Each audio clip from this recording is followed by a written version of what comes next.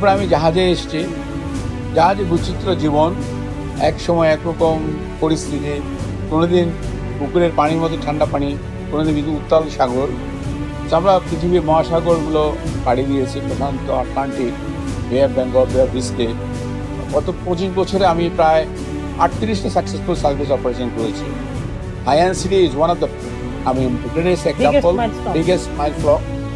আমরা প্রায়, যদি আপনি অর্থ দিয়ে চিন্তা করেন, আমরা বাংলাদেশ মেরিটাইম সেক্টরকে বাংলাদেশ সরকারের প্রায় $1 বিলিয়ন মতো ক্ষতি থেকে আমরা উদ্ধার করতে পেরেছিলাম। সবচেয়ে বড় জিনিস হলো কি, ওটা যদি প্রায় 1100 কন্টেনার ছিল, ওটা যদি বন্দরে ডুবে যেত, মানে কুতুবদিয়া অ্যাঙ্করেজে, তাহলে কিন্তু আমাদের বন্দর বন্ধ হয়ে যাওয়ার উপক্রম ছিল।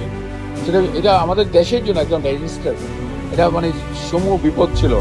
সেন্ট মার্টিন থেকে শুরু করে সুন্দরবন পর্যন্ত এই নদীটাতে আমি এই সাগরে আমি ডাইভ করেছি। বাংলাদেশে এমন কোনো নদী নাই যেখানে আমি ডাইভ করি না। আলহামদুলিল্লাহ, সময়ের সাথে সাথে আমার এক্সপিরিয়েন্স বেড়েছে, আমার এক্সপার্টিসটা বেড়েছে। এখন বে অফ বেঙ্গল পুরো রিজিয়নে যদি বলেন মেনি ইমার্জেন্সি খাতে কোনো একটা নৌ দুর্ঘটনা হলো, ওই নৌ দুর্ঘটনার প্রথম নামটা সারা ওয়ার্ল্ডে আসে প্রান্তিক এবং আমার নাম।